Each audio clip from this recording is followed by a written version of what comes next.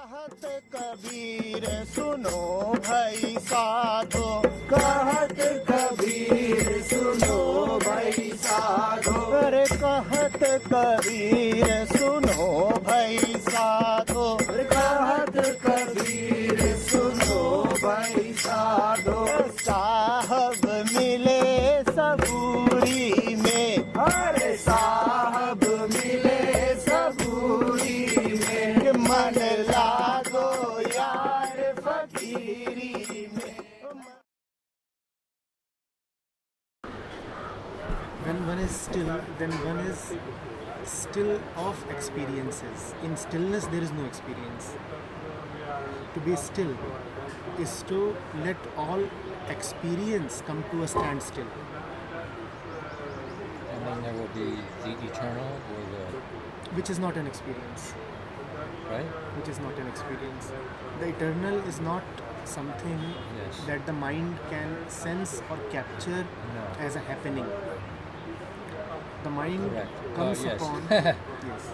The mind comes upon the eternal only as a non-happening, only as a certain peace and quietness. The being. The being, and the being, Yes. yeah, the being is not something that one can conceptualize or think of or experience. No. When, if one can't conceptualize it or experience it, how does one know it? One knows it not through experience or thought, No. Feeling. not even feeling. Then, An absence of feeling, a cessation of feeling. but what medium is that? I mean, we can think, okay, feelingless feeling. Yes, you could say that. Feelingless feeling, thoughtless knowing. But it's a presence, no? It's a very full, what I know. It's an absence. It's a very full absence.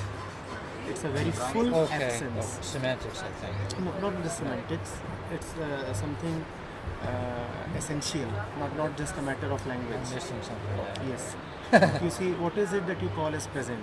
Right now, if you say something is present, if you look around, what is it that you will call it as present? Present. You'll say this recorder is present, you'll say the tea is present, you'll say the Yes, table yes, is yes, yes. present. So, the truth is not present at all. Because whenever you call something as present, then that involves you and objects in the world. Yes, yes. When the objects are no more, when you are no more, then your absence is that. Hence it is better called as an absence. So calling it a presence is an affirmation. And every affirmation is an affirmation inside the known, inside of knowledge. If you Yes, affirm, yes. Okay. if you affirm that you can see that bird, then that bird is within your visual and mental boundary. So you can never affirm that God is there. You can only affirm that you are not there. And just as a dying man is there, and he is slowly closing his eyes and eyes and eyes and eyes and eyes and eyes and eyes, and his last experience, just before he totally closes his eyes, that is the closest one can come to experiencing the truth. But when there is truth, then there is no You're experience. saying experience. But you would not say that experience the truth. We are the truth or something? No, we are not the truth. We experience it? No, we are not the truth, neither do we experience it. When we are not, the truth is. Okay, and how does that register with us? It registers with us in the sense that we must not take ourselves as any kind of representative or substitute or proxy for the truth. It means that there is no need to think or say anything about the truth, because that is anyway a matter of non-discussion. But whatever we discuss a lot about, that must be done honestly, and when in all honesty one sees the limitations and the transience of it, then it is to be dropped as not being very important in terms of the person that we are, in terms of who we are. What does the truth mean?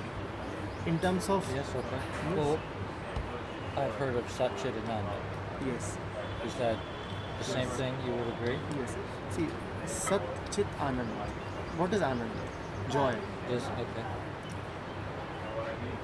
Mind is usually troubled, Okay. and every trouble is an experience. Yes, yes. Every trouble is an experience. So, joy is just the mind celebrating freedom from troubles, freedom from experience. Every experience is a load upon the mind. Okay. When the mind is in a non-experiencing state, Right. then that is joy. And I've heard some say, or at least I understood, that is by putting our attention maybe to the I am or to the heart. Or No, no. Because whenever you will say I am or heart or anything, you will immediately imagine it, visualize it, and verbalize it. It is not possible to utter any word without having an image. So then, okay, so in a way, based on what we've said so far, well, you have a recommendation for me, or for most people, what is your approach? The recommendation is to not to try to do anything with the truth. Instead, just look at the facts of one's own person, one's own living, one's own limits. The truth can be safely left alone. The small ego must not try to know the truth. But are we not using the mind to look at one's truth, limits, and such? yes, yes. And that is the right use of mind.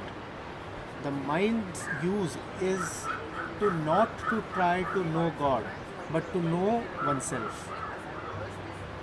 In knowing oneself, one may come upon God. But the thinking to know oneself, I mean, the mind is not the right instrument to perceive truth. Wonderful, beautifully said. Hence, one cannot know himself through thinking. One knows himself through observation, thought-free observation. Ah, And that is honesty. Because if you think, then you will bring your memories and prejudices in between, and the whole observation will become biased. so how do you observe unbiased? Just as we are talking right now. There is very little interference of thought in all this. Because we are not afraid, because we are open to each other, hence we can fearlessly and spontaneously just keep saying a few things. But, you know, we're prejudiced towards ourselves. It's very difficult to look at yourself unbiased. No, what does it mean to be prejudiced? To be prejudiced means, Preconceived. yes, preconceived, and one is preconceived, then one is determined to protect something. Now, if I am sitting here with a set of knowledge which I am determined to establish, and if you are sitting here with a set of identities which you are determined to protect, then this won't be a very nice, good, honest, or truthful conversation. A truthful conversation is when we are open, when the truth matters more to us than our personal security. Generally, I feel like take that approach, but somehow still something is missing. Something is, I can tell something is lacking. Yes, something. Not enough, maybe not rid of me yet. Yes. Actually, after observation, there is still something little left. Maybe that is what you are particularly seeking. Honest observation will bring you to the facts. You will come to see where you stand. You will come to see how things are. You will come to see the ways of the mind. But strangely, And one can do that independently or less only independently. accurately or No, only independently. Only independently. Not under influence. Yes, a little bit of love would help, but what kind? Grace? grace, Yes. a loving presence. Never hurts. Yes, yes.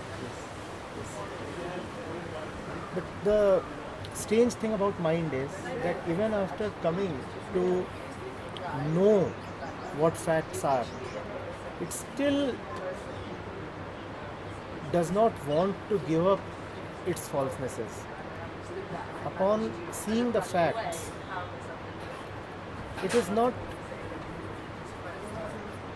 automatically ensured that the right action will take place.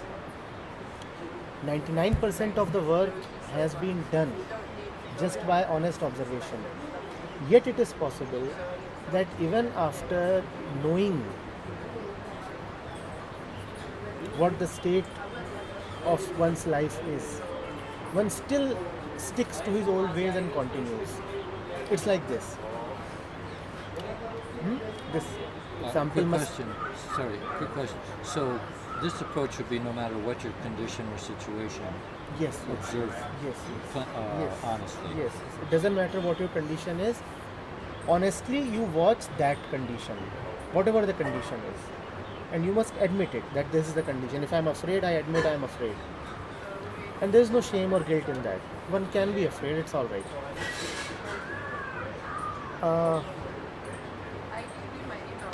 Suppose I have this tea in front of me, and I'm thirsty, hungry, and I need something hot to sip because my throat is not well.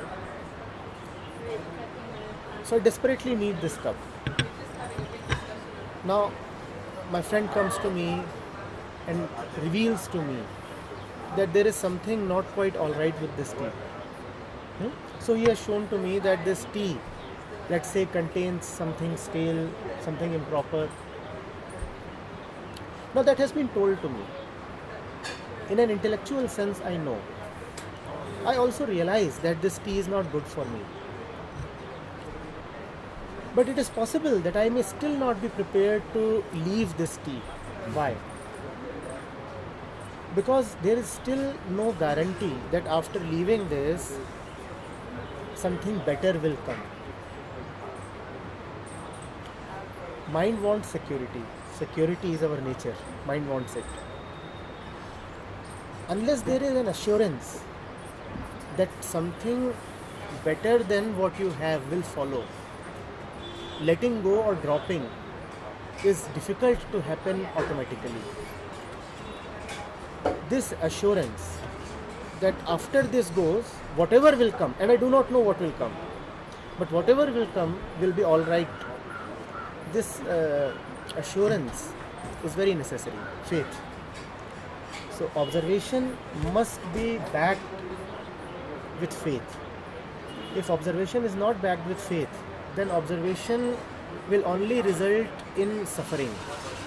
You will come to know that you are rotten, and yet you will be able to do nothing about it, and that gives so much trauma. You said rotten. Rotten. Now I come to see that I am carrying wounds of the past. I see that. I see that I am carrying so many memories, I am carrying scars. I see that I get hurt easily. I see all of that. I'm intelligent. I'm not a fool. I see everything. And yet I'm able to do nothing. And that is a very, very traumatic situation. That happens when you have attention but not faith. So attention and faith must always go together. Actually, when attention is absolute, it is faith. So either have absolute attention, that is one way of saying it. Other way of saying it is have attention and have faith.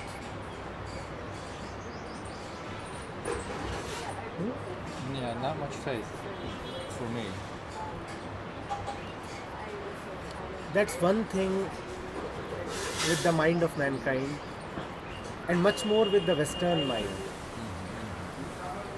Because it has progressed through the use of mind. So its only trust is in the mind, which means in itself, which means in the ego. The Western mind trusts only itself. It says, I will manage it, I will do it, and all those things. And there is a reason. All the scientific progress has come about from the West, at least in the last few hundred years. All that man is proud of today has come largely from the West. Again, at least in the last few centuries. But not a lot of real progress. Yeah, I'm superficial. Of course. I'm not talking about the religious zone or the spiritual things. I'm talking about that which gives us material security, comfort, These things. warmth, these things. All of them have come from the West. Yes. And they are important. To persons like us, they are important. Sure. So the Western mind has come to have a great belief upon its own capacity. Yes. You know? Well, I can harness the rivers, I can blast down the mountains and dig tunnels, I can reach outer space, I can cure all the diseases that man has. And they have succeeded. Today you have medicines, today you have technology, today you have supercomputers, today you have satellites, Yes. and most of that has come from the West. So that progress, that outward progress has also become the nemesis internally. The more you are Because able, it's out versus in. yes, the more you are able to achieve externally, the less it is likely that you will have internally faith upon something outside of you. Or within, in a way. No? Yes. But Yes. something other than you. Something other than you. Because you are saying, I am the one who grew this tree. I am the one who made this cup. So surely I am the solver of my problems. Okay, so If how to build more faith? there is no formula, Huh? you just have to have Trust. faith. Yes, trust. or Trust the or unknown. longing or something maybe. No, not so much. Yes, unfortunately there is no formula. You just have to Or blindly you trust. you reach the point where you realize you can't do it. There must be something Yes, else. that's very wonderfully said by you. Or you reach a point of such deep frustration where you can no longer trust yourself, so you are compelled to trust in something outside of you. But why do you want to reach that point? I mean, reaching that point involves so I'd much rather suffering. not. You'd rather not. Nobody would. Okay. Well, okay, so faith, huh? Now, okay, so but I experienced some sort of Sat-Chit-Anand when I am, when I just am, when I'm not thinking and go to a peaceful state and can sometimes let go. Muji Baba shook my hand, gave me the darshan and looked in the eyes. I slept for 24 hours almost, and when I didn't, I sort of woke up now and then, and I would sit and just have like a very dreamy, pleasant, nonetheless experience within. So I know things come to go, but It is all just deceptive. It is all very deceptive. Don't even take any of that seriously. no. Seriously. And it's a deeper deception than ordinary experience. Because you can see the falseness of ordinary experience and drop it. But if experience Okay. comes in the garb of You mean like light or Yes, yes. deities or Yes, sound yes, or whatever happens. yes, yes. Not necessarily any more valuable than the external. No, not at all. Whatever you think of, all this stuff about special eyes, special touch, special chakra, special energy. So then the whole point, the whole, you would say, direction or approach is to simply, See, we are all alive. We are living. Yeah, yeah. We are living. And life is the only and the best teacher. So as you are sitting here, you see that you are holding the bottle with a hand and the cup with the other, and you're looking at me, and there's earnestness in your eyes, and there's me who is gesticulating with both his hands, and we don't know each other. I've not yet asked your name, and we are strangers, right? We are as persons very strange to each other, just as persons. Right. Yes, yet our hearts are communing. Now, does that not the tell you? same, would you say? We know them maybe to a different degree, but they're the Yes. same. Now, does that not tell you something very essential about the truth? We are in experience all the time. We do not need any new or fantastic experience. All this thing about What we get is the one. you are What we already have getting is it. the one. Is there any moment in life? Please answer this. Is there any moment in life which is not a moment of experience? No. Well, sleep? Yes, Not wonderful, really. wonderful, Okay. wonderful. But aside from that, why doesn't it feel any more Important or special. like what we're looking for? What I'm looking for. Yes, of course. So one is continuously looking for another experience And missing the one we and have. missing the one we have, because we are saying this is not that special experience that I'm looking for. the mind. The mind says I'm having an experience right now, but there is surely something more special, something more extraordinary that I want to have, and that demand of the mind can be exploited by somebody, because you are continuously looking for something fabulous, fantastic, otherworldly. Well, in a way, it exploits us itself, does it not? Because it distracts us from. Very well said. Very well said. First of all, I understand all this, but something experientially is not Yes. clicking.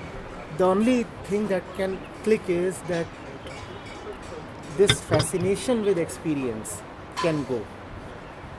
And mind you, when this fascination with experience goes, just the